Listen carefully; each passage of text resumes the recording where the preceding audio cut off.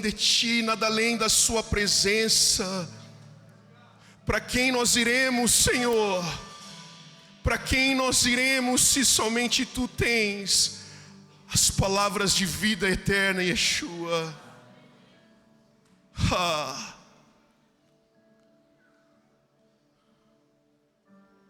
Nos reunimos, Senhor, ao redor do Seu nome nesse dia. Nos reunimos, Senhor, fostes Tu quem nos convocaste para estarmos aqui. Fostes Tu, Senhor.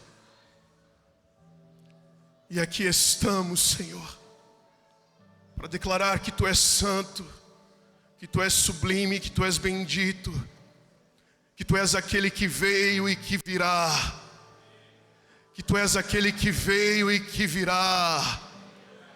Tu virá, Yeshua, para governar as nações. Tu virá, Yeshua. Senhor, Tu virás, Senhor. Te adoramos, Senhor. Te adoramos. Diga mais uma vez para Ele o quanto você ama Ele. Diga isso a Ele. Diga, declare, expresse diante dEle as tuas afeições, o teu amor por Ele. Expresse diante dEle quem Ele é para ti. E à medida que tu faz isso, permita-se ser tocado por Ele. Nós já temos sido, na verdade, tocados. Temos já recebido de um óleo fresco nessa manhã, de uma unção fresca. Aquilo que o pastor João liberou sobre nós nessa manhã veio nos ativar, queridos, veio ativar a minha vida e a tua vida. Veio nos preparar para aquilo que ainda o Senhor vai fazer neste dia, naquilo que o Senhor quer fazer na minha vida e na sua vida. Entenda, não é um evento isso aqui. Eu vejo como que uma reunião, uma assembleia solene, o Senhor nos convocando para estarmos aqui neste dia, vindo de diversas partes, localidades deste estado, para estarmos aqui diante dEle.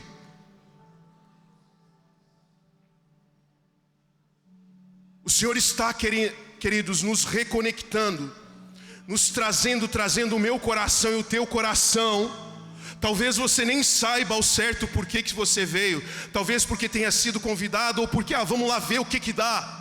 Mas deixa eu te falar algo, que nessa noite, nessa manhã o Senhor trouxe a mim e a você aqui, não só para ver, não era para ver no que ia dar, ou o que está acontecendo, mas Ele nos trouxe aqui neste dia, para reconectar, para alinhar o meu e o seu coração, com o propósito dEle,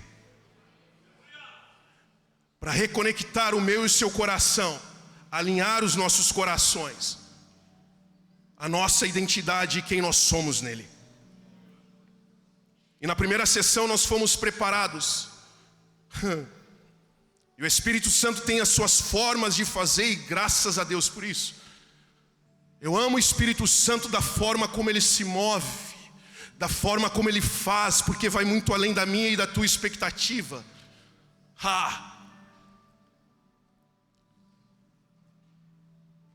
E eu sei que o Senhor trouxe aqui a tua vida, assim como trouxe a minha vida lá de Porto Alegre.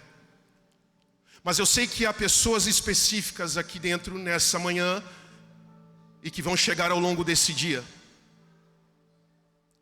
Pessoas que têm caminhado fora do seu propósito em Deus. Pessoas que têm caminhado fora de uma relação profunda com Deus, onde tu olha para ti mesmo, onde tu olha para ti mesma e tu reconhece e tu sabe: Senhor, eu não tenho caminhado dentro daquilo que o Senhor disse que eu caminharia, que aquilo que o Senhor havia falado comigo. Mas deixa eu te falar algo. Foi por isso que o Senhor te trouxe aqui nessa manhã. Foi por isso que o Senhor nos trouxe aqui neste dia, para este tempo, em nome de Jesus. Amém, queridos? Glória a Deus. Diga para a pessoa que está do seu lado: meu irmão e minha irmã, te prepara, porque é só o começo.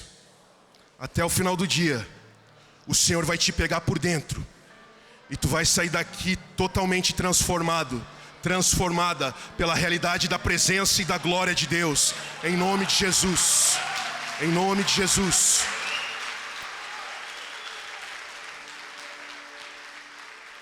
Louvado seja o nome do Senhor Jesus.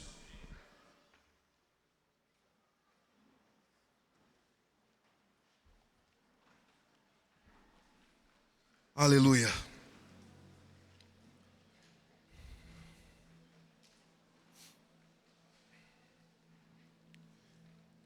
Nessa manhã,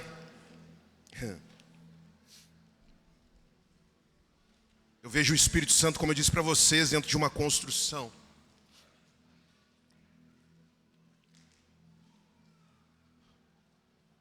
O Espírito Santo liberou algo poderoso através da vida do pastor João.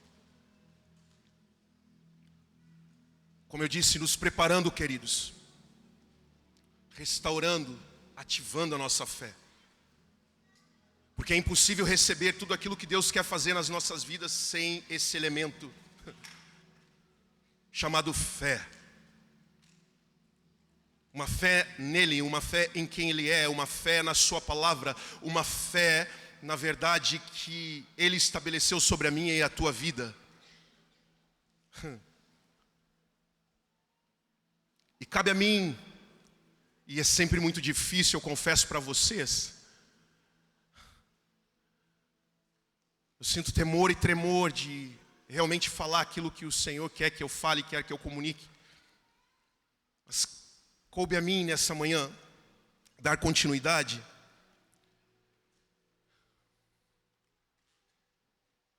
dentro daquilo que o Senhor quer comunicar aos nossos corações.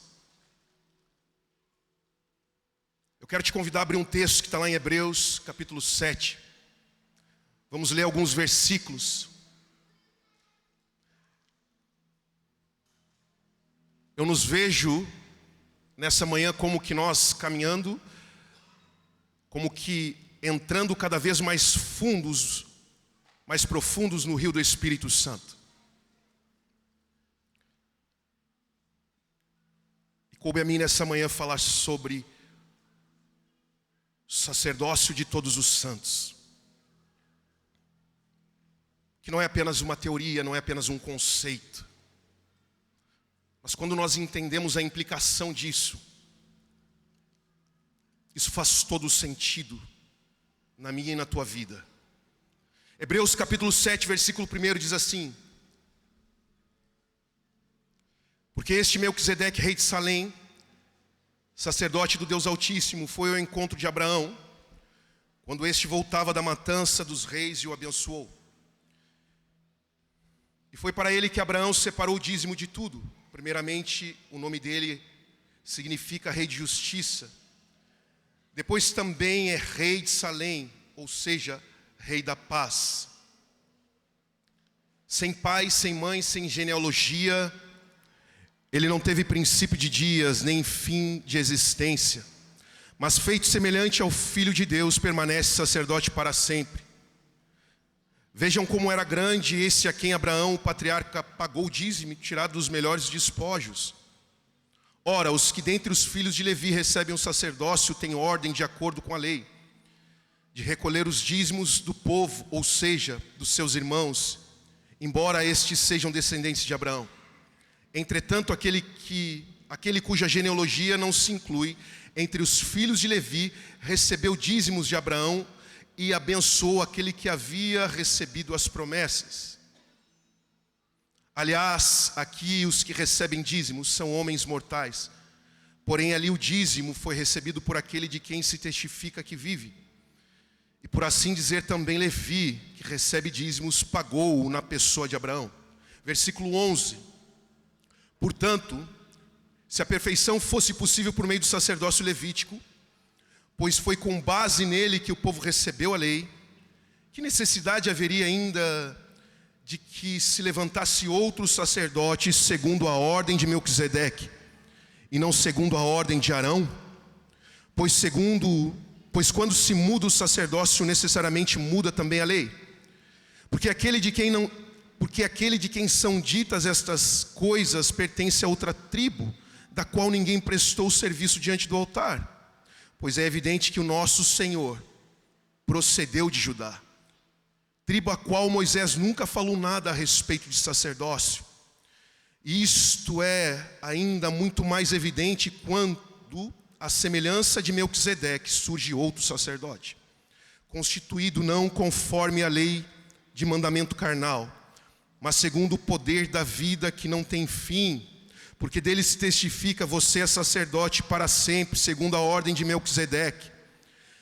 E isto, versículo 20, isto não se deu sem juramento, porque os outros são feitos sacerdotes sem juramento, mas este, Jesus, foi feito sacerdote com juramento, porque aquele que lhe disse: o Senhor jurou e não se arrependerá, você é sacerdote para sempre.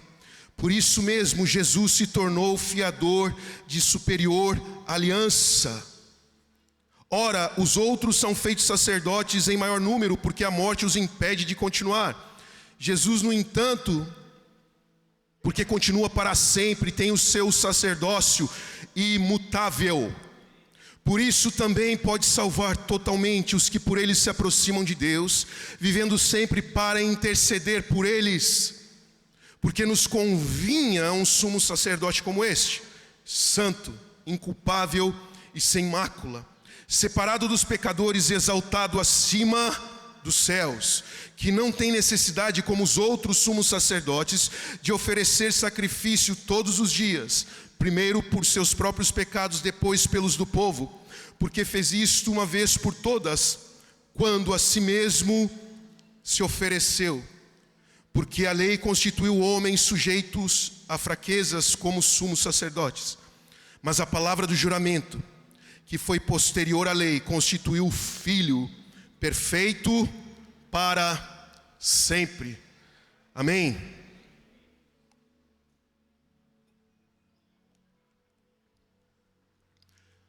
Queridos, vamos lá. O assunto sobre sacerdócio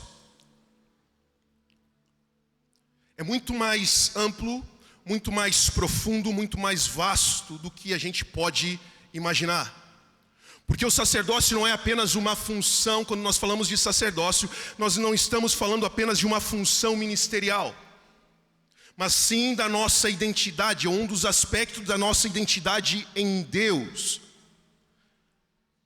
Lá no livro de Apocalipse, na visão que o apóstolo João teve de Jesus glorificado, lá no capítulo 5, João diz que Jesus morreu para tornar todos aqueles que crescem nele reis e sacerdotes. Isso está escrito lá no capítulo 5, versículo 9, que diz assim: digno és de pegar o livro e de quebrar os selos, porque foste morto e com o teu sangue compraste para Deus os que procedem de toda tribo, língua, povo e nação. E para o nosso Deus os constituíste reino e sacerdote, e eles reinarão sobre a terra. Mas o nosso sacerdócio também aponta para uma identidade eterna, queridos. Não é apenas uma função ministerial, mas ele aponta para uma identidade eterna e também para um ofício eterno diante de Deus. Apocalipse capítulo 20, versículo 6, vá anotando aí. Diz assim: bem-aventurado e santo é aquele que tem parte na primeira ressurreição. Sobre esses a segunda morte não tem poder, pelo contrário, serão sacerdotes de Deus e de Cristo, e reinarão com ele os 1000 anos. O que isso está querendo dizer e apontando para nós nessa manhã? Aqui diz a respeito do sacerdócio dos santos, que irão exercer durante o milênio, onde os santos, os crentes, aqueles que reconhecem Yeshua como Filho de Deus, como Cordeiro de Deus, estes vão exercer diante de Deus o seu sacerdócio, o seu ofício diante do Senhor, eterna e eternamente. E quando falamos do nosso sacerdócio, a partir desse entendimento, eu e você, nós passamos a perceber que o sacerdócio de cada cristão, dos santos, não é apenas um desempenho, vou usar essa expressão, mas não é apenas um desempenho ministerial, terreno, mas sim um ofício sacerdotal eterno diante de Deus. Quantos estão comigo? E nós como igreja, e quando falo igreja eu me refiro não somente a nós que estamos reunidos aqui nesta manhã, mas eu me refiro à noiva do Cordeiro, à igreja do Senhor, nesta cidade, neste estado, nessa nação. Nós como igreja, precisamos, queridos, construir uma forma de pensar juntos sobre esse assunto. Eu entendo que nós precisamos reconstruir a forma de pensar reino, ou seja, o reino de Deus. Nós precisamos, queridos, restaurar, recondicionar a nossa maneira de pensar esse assunto. Porque se pensamos, entenda comigo, porque se eu e você, se nós pensamos qualquer elemento ou qualquer princípio do reino de forma isolada, na verdade já se está quebrando um princípio. E sabe por quê? Porque todos os princípios do reino, todos os princípios do reino são interdependentes, eles precisam um do outro para funcionarem. Como assim? Isso significa dizer, queridos, que você só vai entender um princípio do reino quando você entender que este mesmo princípio está relacionado com outros princípios que fazem este princípio funcionar. Amém? Estamos juntos?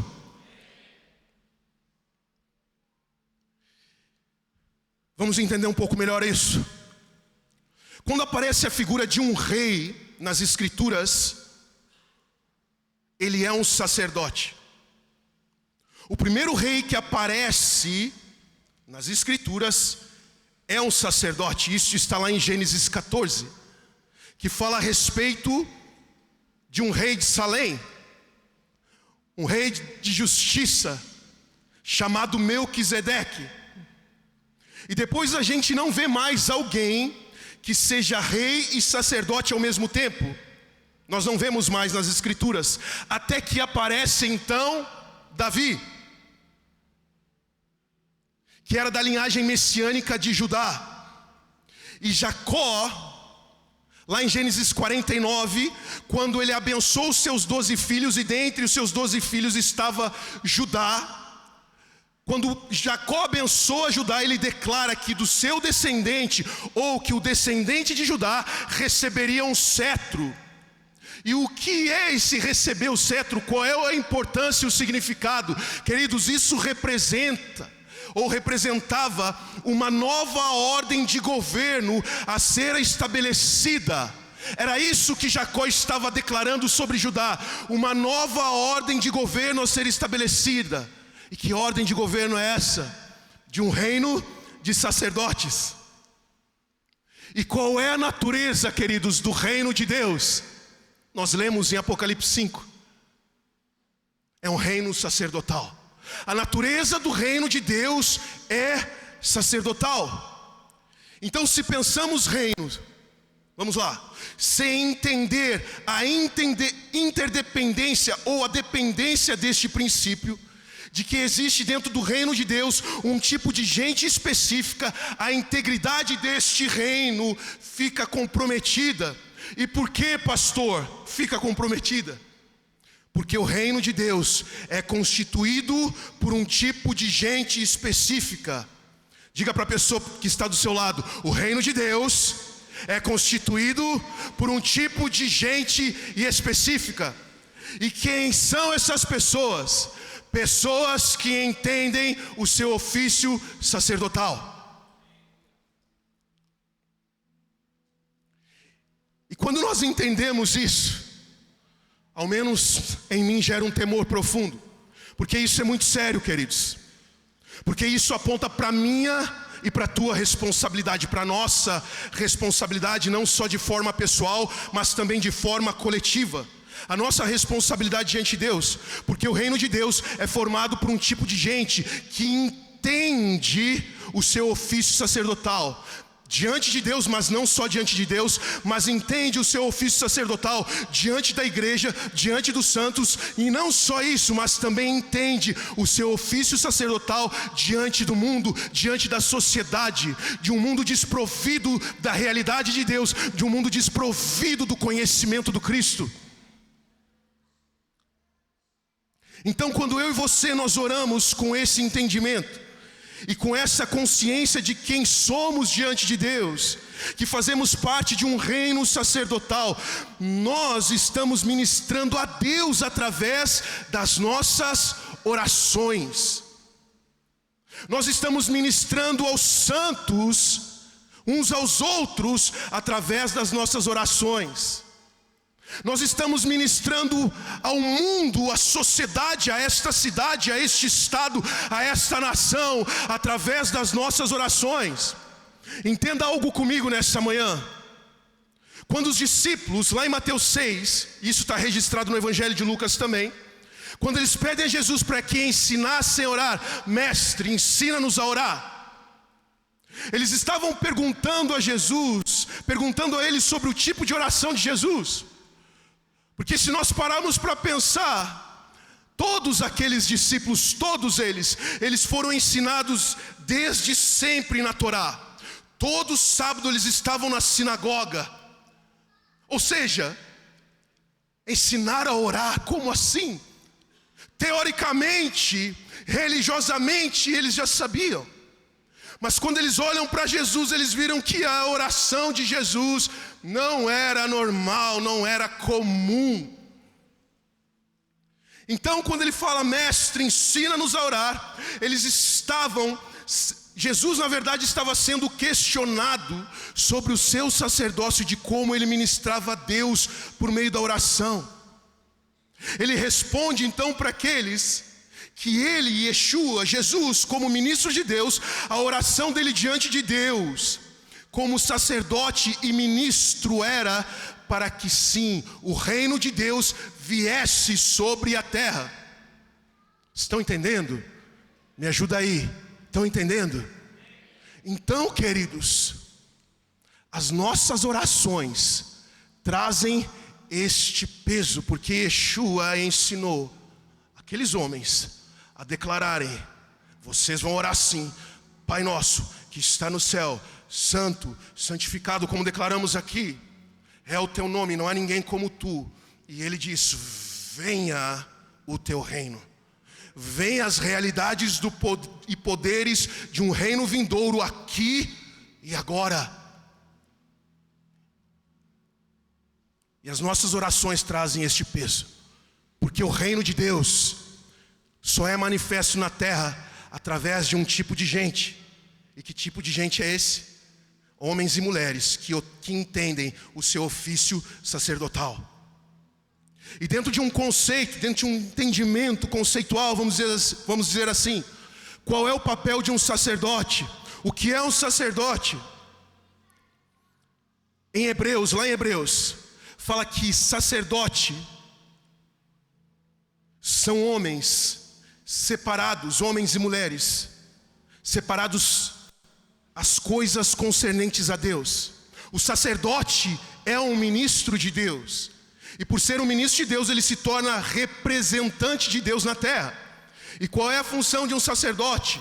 Agora, como representante de Deus e ministro de Deus, a função de um sacerdote é abençoar a terra. E aí, quando nós olhamos para a antiga aliança, nós vemos que o sacerdote, ele tinha um trabalho que era em duas mãos, por assim dizer. De um lado, ele servia aos homens diante de Deus. Ele se tornava um mediador para que o homem pudesse se relacionar com Deus por meio de sacrifícios que eram oferecidos. De um outro lado, ou a segunda via, ou a segunda forma, o sacerdote também servia a Deus diante dos homens. A função do sacerdócio nós entendemos que também está relacionada ao serviço. Mas deixa eu te falar algo aqui nessa manhã.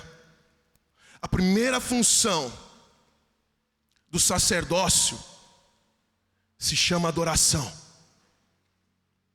A principal função do sacerdócio é ministrar a Deus, como nós estamos fazendo aqui nesta manhã. O serviço primordial do sacerdote se chama adoração. É uma resposta à adoração, é uma resposta à revelação de quem Ele é. Não é cantar música, queridos, mas é responder, é corresponder à beleza, à santidade, à glória, à honra que somente a Ele é devida.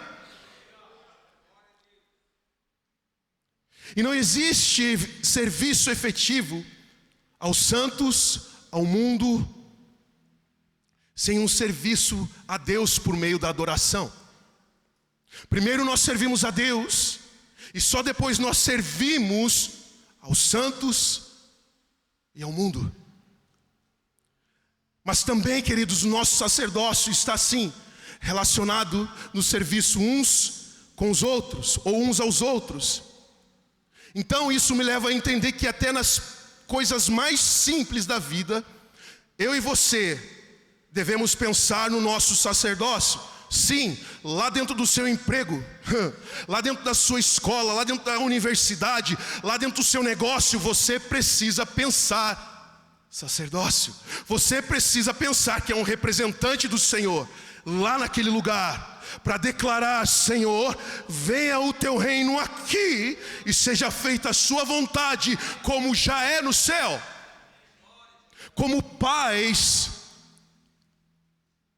os homens, nós exercemos o nosso sacerdócio. Quando? Quando nós servimos as nossas esposas, quando nós servimos os nossos filhos e corrigimos os nossos filhos no temor do Senhor. As mulheres, quando elas exercem seu sacerdócio?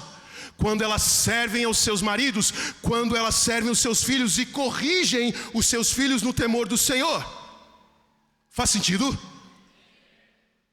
Só que dentro da narrativa bíblica, eu comecei pelo fim, eu estou indo para o começo. Porque dentro da narrativa bíblica nós vemos um desenvolvimento deste sacerdócio. Como assim? Quando a gente entende que o sacerdócio estabelecido por Deus não começa em Levítico, nós vamos entender que essa era a vontade do Senhor desde o princípio. Na verdade, nós vemos Deus estabelecendo dentro da história, dentro da narrativa bíblica, dentro do desenvolvimento do plano dele, vemos Deus estabelecendo níveis de sacerdócio desde Gênesis até Apocalipse. Então a gente começa a perceber que Deus quer desenvolver o seu plano por meio disso, ou seja, do sacerdócio do homem. E o primeiro exemplo que nós lemos, que nós percebemos dentro da narrativa bíblica, dentro desse desenvolvimento do plano de Deus, alguém que exercia o seu sacerdócio, é o que está lá em Gênesis 2:15. Abre comigo lá.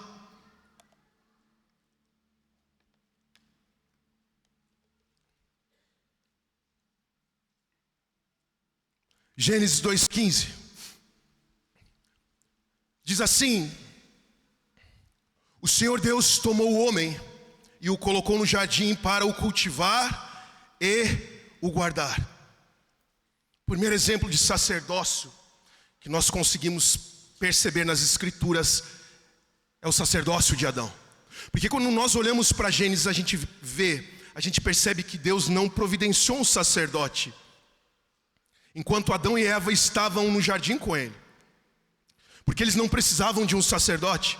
Adão e Eva tinham um relacionamento íntimo e pessoal com Deus. O primeiro casal, nós percebemos que eles tinham comunhão com a voz do Senhor. E essa intimidade entre Deus, Adão e Eva, era mais do que simplesmente uma troca de afeições, mas havia uma transferência de conhecimento. Eles conheciam o coração de Deus. O conhecimento que tanto Adão quanto Eva, queridos, tinham de Deus, não era resultado de um estudo teológico sistemático, não era isso, mas era fruto de um relacionamento íntimo com Deus, com a sua presença e com a voz do Senhor. E é isso que Deus quer gerar dentro do meu e do seu coração. E Adão e Eva, ou Adão tinha, como nós lemos, um mandato de Deus, de cultivar a terra. Nesse texto de Gênesis 2:15, essa palavra cultivar, no hebraico, é uma palavra chamada avad, que tem um significado, que tem o mesmo significado da palavra culto que aparece lá em Êxodo 20. Ou prestar culto. O que fala em Êxodo 20? O Senhor diz, através de Moisés: não adorarás nem lhes darás culto, porque eu sou o Senhor teu Deus. Ou seja, cultivar e guardar o cultivo da terra de Adão era prestar culto a Deus. Quantos estão entendendo? Porque tudo o que Adão tinha na sua vida era de Deus.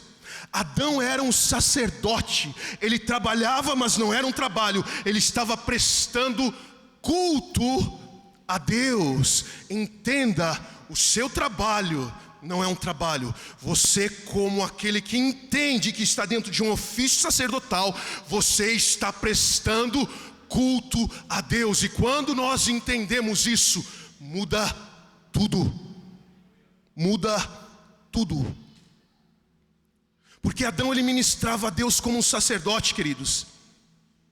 Mas nós sabemos que o homem, ele perde a vida que Deus tinha dado a ele, e ele também perde o seu sacerdócio. E nós sabemos que o homem não tem como pagar a vida que ele perdeu. Por quê? Porque ele não tinha vida em si mesmo. Mas aí, lá em Gênesis nós percebemos, Gênesis 3, o que acontece? Se manifesta o processo de redenção por meio de um sacerdócio que é sombra, para que eu e você, para que nós nos voltássemos, para que nós nos voltemos a ministrar segundo um sacerdócio que é realidade. Sabe por quê? Porque Deus, lá mesmo em Gênesis 3, ele se torna o sacerdote do próprio homem, porque ele derrama o sangue de um animal para cobrir o homem. E ele aponta, entenda comigo, que por meio de derramamento de sangue, ele iria redimir o homem. Só que nós vemos um desenvolvimento da parte do Senhor dentro do seu plano. Nós vemos também na vida de um homem chamado Noé. Porque lá em Gênesis capítulo 6, nós sabemos, a terra estava completamente corrompida. Os homens estavam corrompidos em seu coração e por isso corromperam a terra. E lá a partir de Gênesis 6, Deus vem com juízo por meio de um dilúvio. E Deus, através da vida de Noé, da sua casa, ele estabelece, vamos dizer assim, uma nova humanidade, ok? E qual é a primeira coisa que Noé faz ao sair da arca? Qual é a primeira coisa que Noé faz ao sair da arca?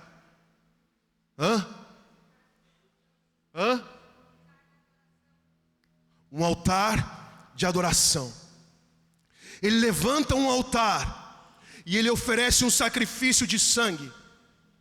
Lá em Gênesis 6:18, aparece a primeira vez a palavra aliança. E o que diz lá? O Senhor falando a Noé: mas com você estabelecerei a minha aliança, e você entrará na arca, você e seus filhos e sua mulher, e as mulheres dos seus filhos. No hebraico, entenda comigo, a palavra aliança é uma palavra chamada berit, que significa um derramamento de sangue para unir duas realidades, ou seja, um tratado, uma associação. Lembre, sacerdote é aquele que serve a Deus diante dos homens e serve aos homens diante de Deus. Agora lá em Gênesis 8, no versículo 20, diz que Noé, ele levanta um altar ao Senhor, toma de animais puros e de aves puras, oferece holocausto sobre o altar. Sabe o que me chama a atenção, queridos, nisso tudo? Por que eu faço questão de ler? Não existia nenhum tipo de mandamento, ordenança direta que orientasse Noé a oferecer sacrifício. Ou seja, ele entende que ministrava a Deus como um sacerdote. Ele entendia isso, assim como Adão fez. Vamos avançar nesse desenvolvimento. Falamos de Adão, falamos de Noé, mas o Senhor ele aprofunda dentro da narrativa bíblica e dentro do desenvolvimento do seu plano, o entendimento sobre o sacerdócio. Nós vemos isso também agora na vida de Arão e dos levitas. Êxodo 28, capítulo 1, abre aí comigo, vamos dar uma lida. Êxodo 28, versículo 1, diz assim, o Senhor instruindo Moisés: traga para junto de você, do meio dos filhos de Israel, o seu irmão Arão e os filhos dele, para que me sirvam como sacerdotes, a saber, Arão e seus filhos Nadab, Abiú, Eleazar e Tamar. Agora, Êxodo 29, versículo 1, isto é o que você lhes fará para os consagrar, a fim de que me sirvam como sacerdotes. Separe um novilho e 2 carneiros sem defeitos. Versículo 4, então você fará com que Arão e seus filhos se aproximem à porta da tenda do encontro e mandará que se lavem com água. Versículo 6, você porá a mitra na cabeça dele e sobre a mitra a coroa consagrada. Então você pegará o óleo da unção e o derramará sobre a cabeça dele, assim você o ungirá. Agora abra lá em Êxodo 29, versículo 44. Diz assim, o Senhor dizendo: e consagrarei a tenda do encontro e o altar. Também separarei e santificarei a Arão e seus filhos, para que me sirvam como sacerdotes. E qual era a intenção? Qual era o resultado final de tudo isso? Versículo 45 responde: e habitarei no meio dos filhos de Israel, e serei o seu Deus. Como nós lemos aqui, a escolha para o sacerdócio levítico se deu por uma ordenança do Senhor a Moisés. Nós lemos em Êxodo 28 que Deus escolhe Arão, escolhe a casa de Arão, enquanto os demais levitas, aqueles que também eram da tribo de Levi, eles teriam responsabilidades de serem auxiliares dos sacerdotes nos cultos que eram prestados a Deus no tabernáculo. Mas antes disso, Moisés atuava praticamente como profeta, como sacerdote e como rei. E Deus vê que Moisés ele está atarefado, ele está sobrecarregado. Então ele levanta Arão e os filhos dele. Então Arão e os filhos dele são treinados, são preparados para quê? Para a execução deste ofício. E o Senhor estabelece, queridos, um sistema de culto elaborado, um sistema elaborado de adoração, que envolvia também a construção deste tabernáculo, onde toda a adoração de Israel aconteceria onde? Naquele lugar. Então eles são treinados para isso, para a execução deste ofício. E a gente sabe que Deus também, o Senhor, dá diretrizes para Arão, para os filhos de Arão e para os levitas, onde ele estabelece cerimônias de adoração que eram complexas para um indivíduo ou para qualquer pessoa, porque existia todo um ritual de preparação, era algo complexo, que eles não estavam acostumados. Pense comigo, eles ficaram 430 anos no Egito, presos, cativos, não só fisicamente, mas na mente. E aí o Senhor vem com um ritual de adoração, Então o sacerdócio levítico, nós lemos, ele desempenha um papel importante dentro deste desenvolvimento sacerdotal, dentro do plano de Deus. Eles ocupavam, queridos, inteiramente o serviço do Senhor. Eles ministravam no tabernáculo, mas também desempenhavam todas as funções relacionadas ao culto na antiga aliança. E a principal função destes homens era servir de intermediários entre Deus e o povo de Israel. Em tudo que envolvia essas cerimônias e as ofertas de sacrifícios, era a responsabilidade deles. Só que em alguns casos nós vemos também algo acontecer, porque eles também tiveram a função de apresentar a vontade de Deus. De que forma? Instruindo ao povo por meio da lei. Mas o sacerdócio levítico era transitório, e era restrito, era limitado. Hebreus 7:11 diz: portanto, se a perfeição fosse possível por meio do sacerdócio levítico, pois foi com base nele que o povo recebeu a lei, que necessidade haveria ainda de que se levantasse outro sacerdote, segundo a ordem de Melquisedeque, não segundo a ordem de Arão. Ou seja, tudo isso era sombra de uma realidade espiritual. Hebreus 8:3 diz isso: pois todo sumo sacerdote é constituído para oferecer dons e sacrifícios, por isso era necessário que também sumo sacerdote tivesse o que oferecer. Versículo 5: estes ministram em figura a sombra das coisas celestiais, assim como Moisés foi divinamente instruído quando estava para construir o tabernáculo, pois Deus disse: tenha cuidado para fazer tudo de acordo com o modelo que foi mostrado a você no monte. Ou seja, Moisés, quando está diante de Deus no monte, ele recebe a revelação de uma realidade que existia no céu para a construção daquele tabernáculo. E não só isso, o autor de Hebreus está dizendo para nós que tudo aquilo que aconteceu dentro do sacerdócio levítico era uma sombra para uma realidade ainda superior, que apontava para Cristo. E não só para Cristo, igreja, mas apontava para mim e para você. Porque o sacerdócio de Arão, o sacerdócio araônico, querido, serviu a nação de Israel de forma até efetiva, mas não foi perfeito, e nós sabemos disso. O sacerdócio de Arão abrangeu Israel.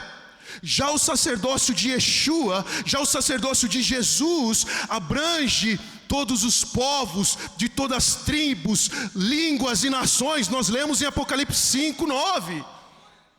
E Jesus, como está em Hebreus, capítulo 8, os 3 primeiros versículos, Jesus não foi apenas o sumo sacerdote de Deus na terra, mas também ele foi o próprio lugar para Deus e os homens. Evangelho de João, capítulo 1, versículo 14, diz que ele tabernaculou entre os homens. Ele se tornou também este tabernáculo. Agora nesse livro de Hebreus, capítulo 7, fala da perfeição do sacerdócio de Jesus. Porque Yeshua não foi apenas o tabernáculo, ele não foi apenas o sacerdote do tabernáculo, mas ele foi também o sumo sacerdote que apresentou o sacrifício, mas ele também foi o próprio sacrifício. Vocês estão entendendo? Tudo o que acontecia lá era a sombra de uma realidade que se cumpriu em quem?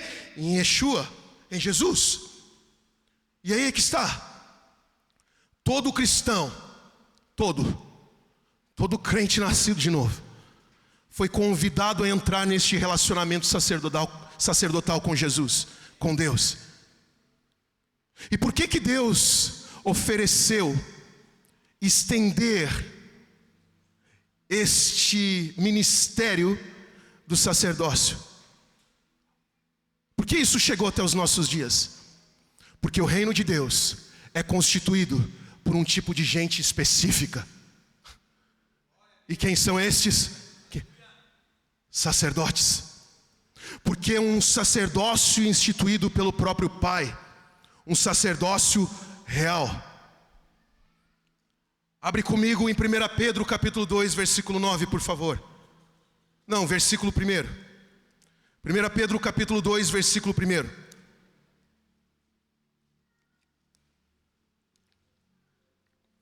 Diz assim, Pedro escrevendo: portanto abandonem toda maldade, todo engano, hipocrisia e inveja, bem como todo tipo de maledicência. Isso diz respeito a mim e a você.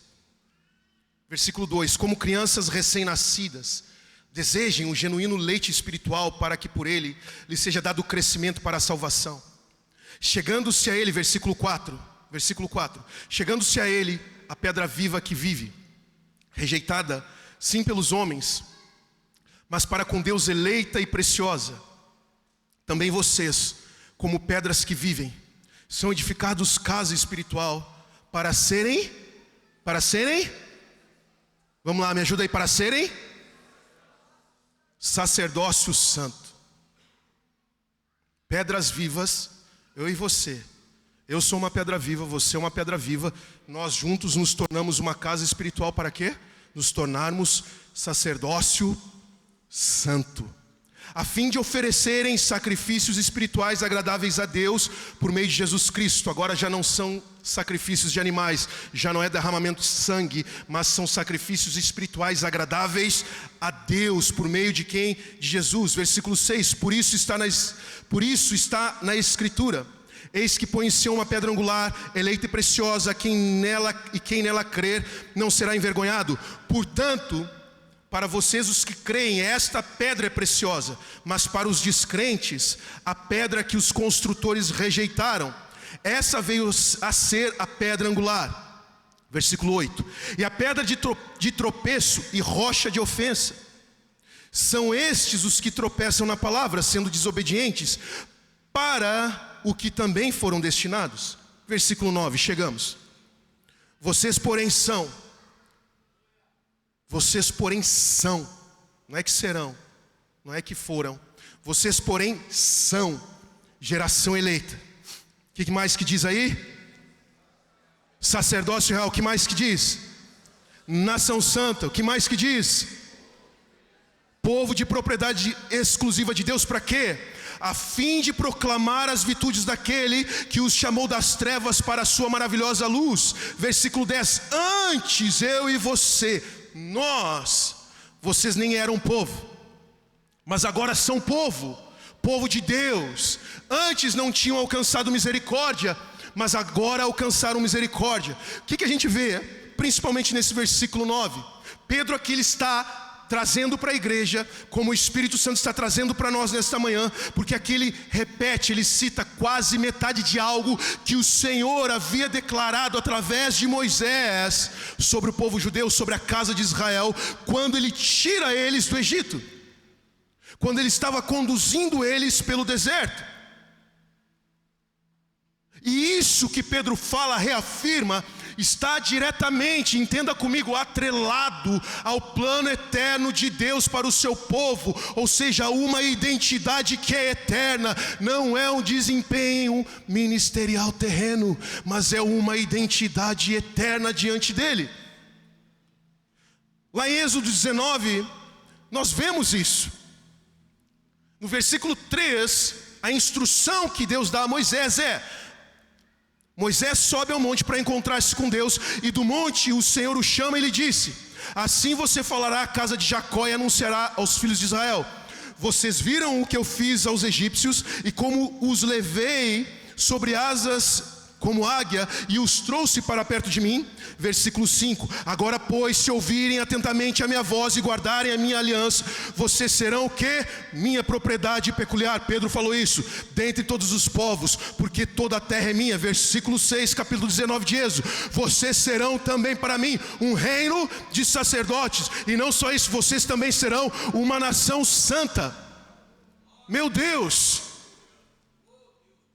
Quando o Eterno se revela a Moisés, queridos, se revela àquela geração, ele tira o povo de Israel do Egito. Ele faz isso como cumprimento de uma aliança que ele tinha dado a Abraão, a Isaac e a Jacó e a toda a sua descendência. E agora lá no Sinai, que é esse texto de Êxodo 19, Deus começa a se revelar a eles de forma pessoal, pois essa era a intenção dele, sempre foi se relacionar comigo e com você de forma pessoal. E lá ele começa a revelar o seu caráter, a sua santidade de fato quem ele era. Deus desceu, lá em Êxodo 19, ele desceu para encontrar aquela geração e se revelar àquele povo, para entrar num relacionamento íntimo com uma geração que não o conhecia. Deus desceu, queridos, sobre o Sinai. Ele se fez conhecido. Ele faz entender o seu pacto, a sua aliança, a aliança que ele tinha com Abraão, o seu plano eterno. Mas também, como nós lemos no versículo 6, a intenção de Deus era fazer daquela geração, daquele povo, uma nação distinta em meio a outras nações. Lá em Êxodo 19, quando Deus marca aquele povo, Ele dá àquele povo uma identidade coletiva, dizendo que eles eram um reino de sacerdotes. Quantos estão entendendo? E da mesma forma, queridos, da mesma forma Cristo, quando Ele se manifesta como cabeça e sumo sacerdote de uma nova ordem de governo. Lembram de Gênesis 49, quando Jacó abençoa Judá? Se manifesta em Cristo. Ele se manifesta como cabeça e sacerdote, sumo sacerdote de uma nova ordem de governo e de ministro de Deus na terra. Então ele fala que nós somos, e nós lemos isso em 1 Pedro 2,9, nós fomos chamados, eu e você, das trevas e transportados para o reino da sua maravilhosa luz. E Ele nos constitui como propriedade exclusiva, como um reino de sacerdotes. E Pedro está fazendo isso, sabe para quê? Ele está relacionando o que aconteceu em Êxodo 19, para afirmar que também essa é a identidade coletiva da igreja. Pedro está afirmando que todos os cristãos, inclusive aqueles que não faziam parte, os gentios por assim dizer, que não faziam parte da aliança com Abraão, estes mesmos, aqueles que se converteram a Cristo, aqueles que nasceram de novo, agora compartilham da sua aliança. Eu estou finalizando. Qual é a relação profética? Qual é a relação profética nessa manhã? Nós sabemos que o Egito é a figura espiritual de um sistema opressor, regido pelo diabo, onde ele aprisiona a vida de muitas pessoas, e não só isso, mas escraviza a vida dessas pessoas. Sabemos que o Egito é a figura espiritual de um sistema onde o diabo influencia. Muitos são escravizados, queridos, e não sabem que são escravos. Acham que estão vivendo uma vida em liberdade, porque alguém só vai saber que de fato é escravo, quando é escravo do diabo, quando experimenta a verdadeira e plena liberdade que é em Jesus. O Egito é a sombra de uma realidade espiritual, de quando eu e você, nós vivíamos aprisionados pelo pecado, vivíamos oprimidos pelo diabo, debaixo de um jugo de escravidão. E da mesma forma o Senhor, Ele nos tirou do Egito, debaixo desse jugo, dessa opressão, da escravidão do pecado. Mas não só isso, Ele se revela a nós com um amor imensurável. Ele envia Jesus para vir ao nosso encontro, para morrer em nosso lugar, para nos redimir e nos reconectar novamente ao plano original. E não só isso, Ele nos introduz na sua aliança por meio de Yeshua e nos faz participantes do seu reino. E Pedro diz: vocês são geração eleita, ou seja, um povo que foi escolhido para serviços especiais. Ele diz: vocês são nação santa, vocês são um povo distinto, vocês são diferentes, eu marquei vocês. Ele diz: vocês são um povo adquirido. Ele está dizendo: vocês foram comprados, não agora por sacrifício de animais, não agora pelo sangue de um animal, mas pelo precioso sangue de Jesus. Mas ele disse: vocês também são sacerdócio real. Ou seja, o sacerdócio está diretamente atrelado à adoração, mas também à intercessão. Alguém que se coloca diante de Deus para que outras pessoas se voltem a Ele. Vocês estão entendendo, gente? E hoje o sacerdócio de cada crente, de cada um de nós que está aqui, diz respeito dentro, vamos dizer assim, dentro do equilíbrio da vida cristã. Vou reafirmar algo. Diz respeito ministrar primeiro a Deus no secreto. Diz respeito a ministrar à igreja, ministrar aos santos. Diz respeito ministrar ao mundo. Diz respeito à nossa responsabilidade dentro daquilo que Jesus disse que era a nossa missão, aquilo que nós entendemos por grande comissão.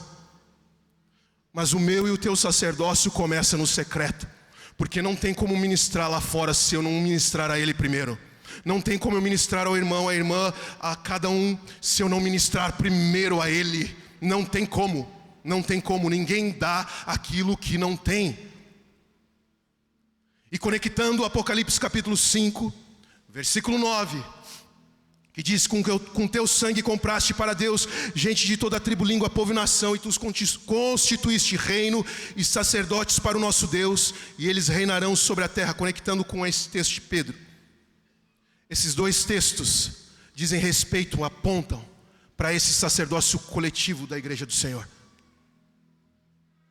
Porque nós vemos que a instrução de Pedro é tanto de forma pessoal quanto de forma coletiva. Eu tenho responsabilidade de forma pessoal. Você tem responsabilidade de forma pessoal.